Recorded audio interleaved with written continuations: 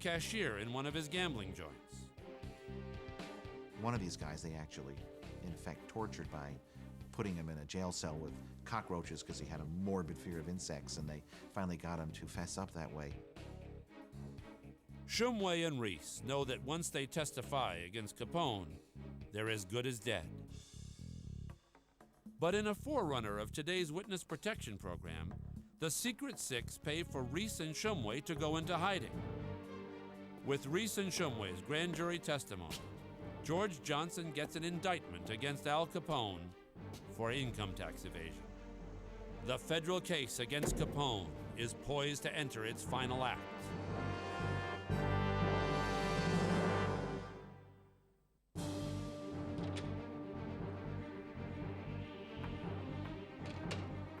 A week after Al Capone is indicted for income tax evasion, Eliot Ness hits him again in another courtroom battle.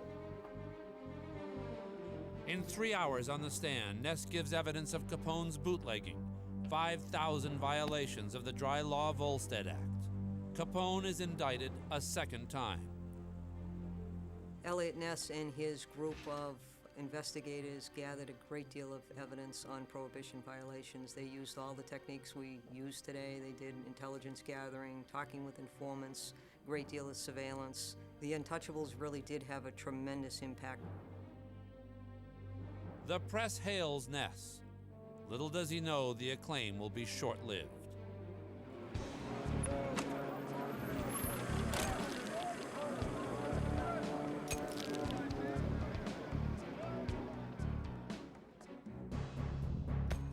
Four days later, on June 16, 1931, Capone comes to court.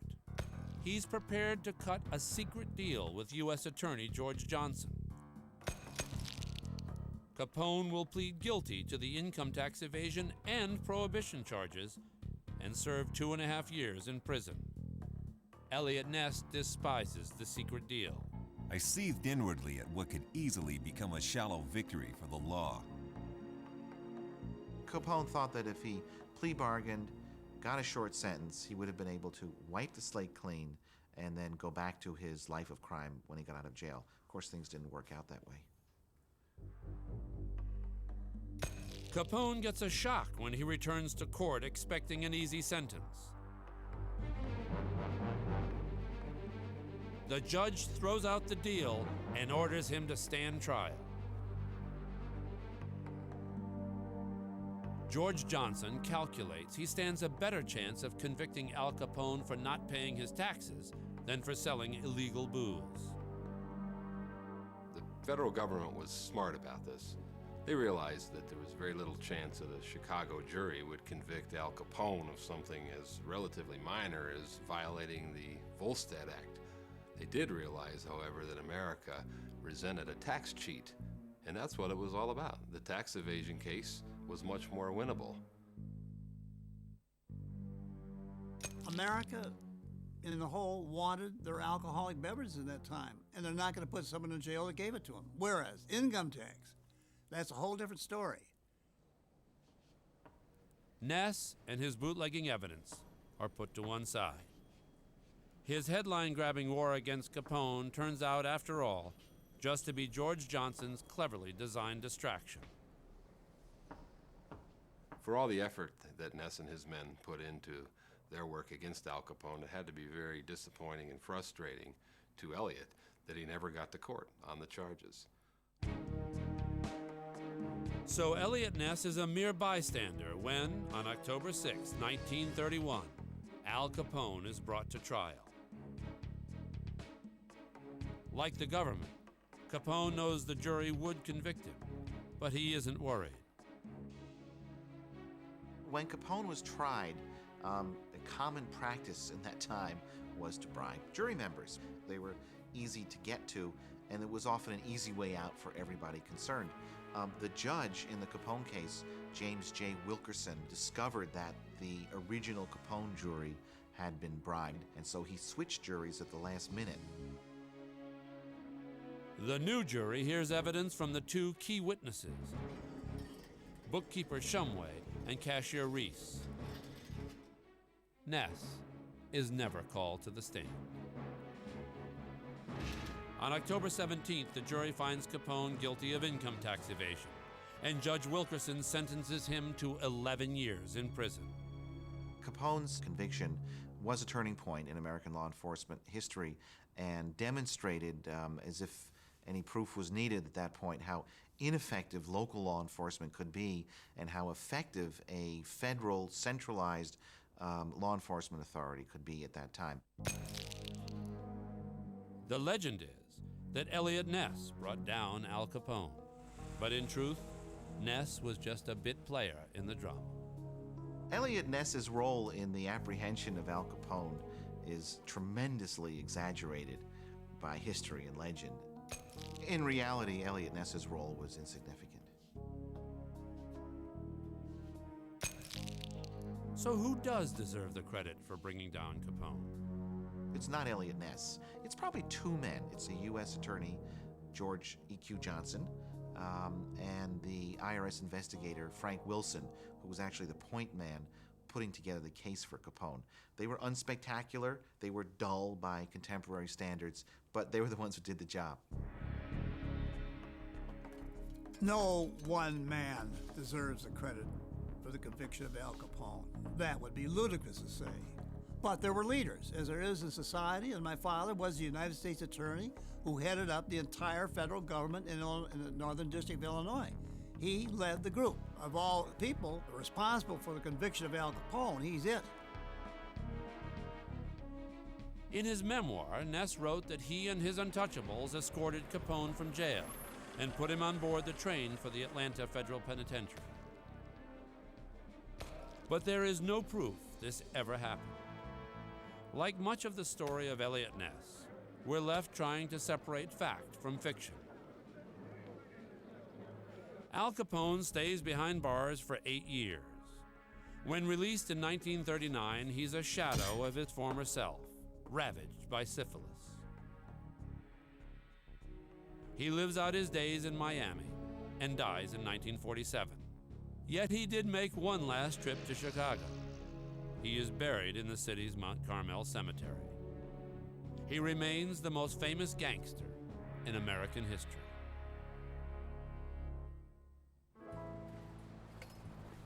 By contrast, Eliot Ness seemed headed for obscurity.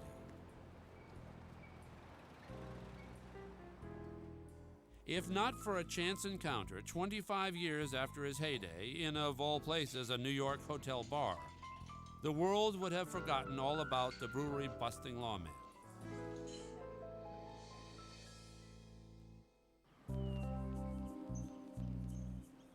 In 1957, 25 years after his crime-busting career in Al Capone's Chicago, Eliot Ness is living out his days in Coudersport, a small town in Pennsylvania. His career in law enforcement long behind him, he's now working in a failing business and earning a reputation as a drinker and a teller of tall tales. Most of the conversations that I had with him were in the Old Hickory Tavern. He was a loner, I would say. He never had anybody with him when I met him. He always came into the bar alone, and he would start to relate some of his experiences that he had in Chicago. He would tell us some things that we found hard to believe. And I remember I used to go home at night and tell my wife some of the stories he had told us, and of course she thought either he was crazy or I was. The one I remember most vividly was the time that he was walking down the street in Chicago, I guess, and an alleged hitman jumped out of the alley and pointed the gun at his head, and the gun misfired. And I don't know whether he ran or the assailant ran, but obviously he didn't get shot. Ness begins writing his memoirs. He gives his handwritten notes to a friend, his office secretary, Dorothy Wilkinson. Dorothy would sit at the typewriter in the front room, and Eliot and I would sit on adjoining sofas here in the living room and enjoy a vodka and water, and I would read it. Therefore, I got an insight, because I was always a devil's advocate on what he said, and I would contradict him. And if I thought what he had said was, a little out of this realm of being, he would say, well, now, Lou, you know, you have to embellish those things. Ness's manuscript is a mixture of his memory, his imagination, and the odd story taken from his old Capone files. By the time Ness came to Countersport, he was desperate to support his wife and family, searching for money. He had nothing. He had nothing saved up, had a battered old car, hoping to just thrive, to prosper. The book was a ray of hope for Eliot Ness, to think that there was a possibility that he could fall back upon it and perhaps also get himself glory he never did receive.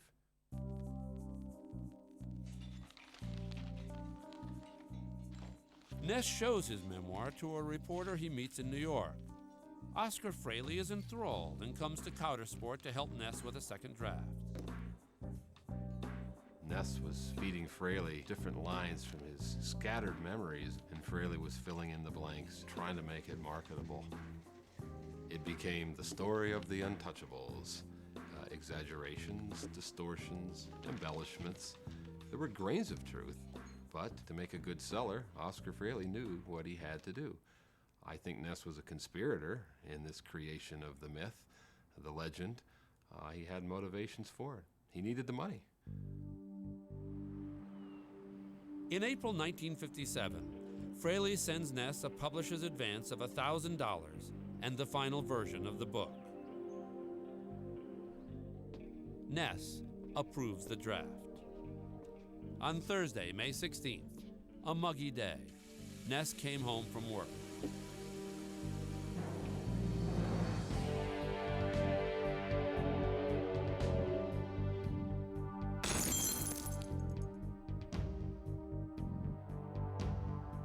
He died from a heart attack at age 54. He never saw his book published.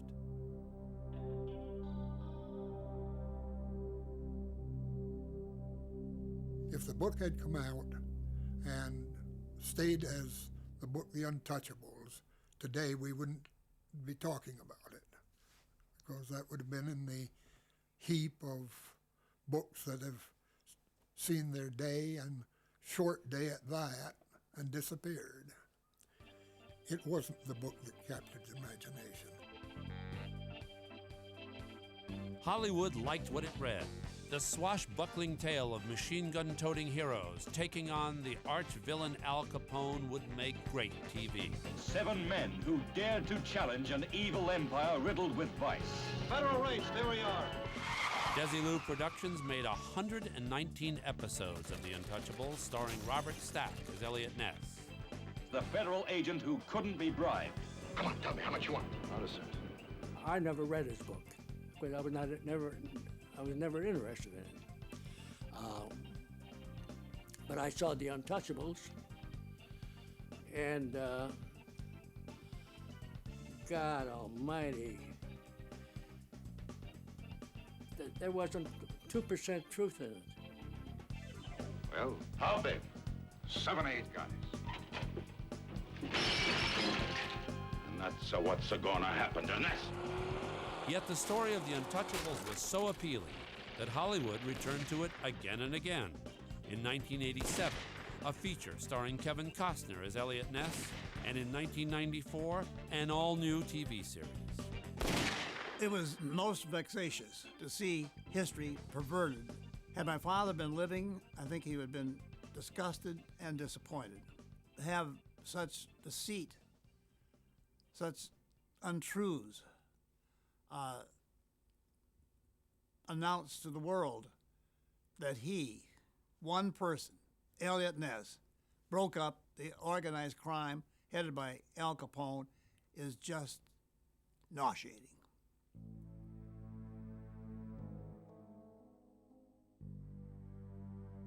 The original series made Ness a household name and created a diehard myth.